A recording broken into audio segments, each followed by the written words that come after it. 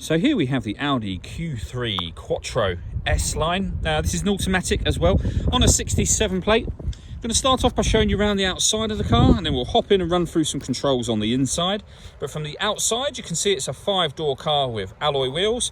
Let's start off inside the boot and then work our way around the rest of the car from there. So the tailgate on this car will open electronically. You can do that on the key or on the tailgate itself. As we approach the back of the car, you'll notice we have reversing sensors. Plenty of boot space as well, along with that 60-40 split folding rear seat.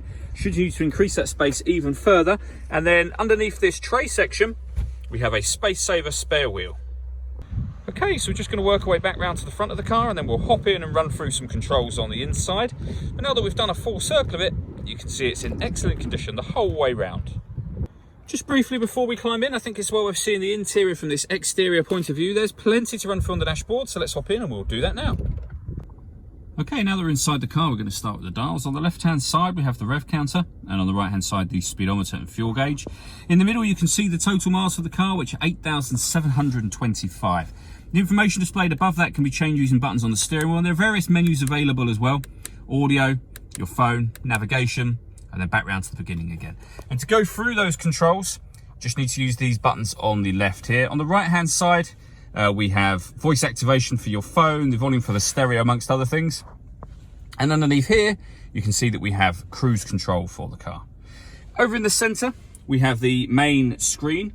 At the moment, the parking sensors are showing, but if we press the menu button down on the main stereo, you can see that we have all of these options, and all the controls or the movement I'm making on the screen is being done using this dial just here. So you can highlight things, for example, like navigation, give that a push down, and now the satellite navigation will be displayed on the screen. There's a video showing how this works on our website, and also on our YouTube channel as well, both of which are well worth checking out if you have the time. Other than that, we have the radio for the car. There's plenty of ways to listen to it. You can see there we have DAB, FM, and medium wave radio. We can go all the way back to the main menu. If you want to listen to your own music, you can do. Again, there's plenty of ways of doing that as well, and you can see those being highlighted here. They include Bluetooth audio, amongst other things. So I say plenty of ways to listen to your music. Working our way down from that, we have the CD player and the controls that I was using just a moment ago. And then these buttons will access directly the various different menus on the car should you not want to use this. You have the main volume for the stereo over on the left, just there. 2 SD memory card slots and a SIM slot as well.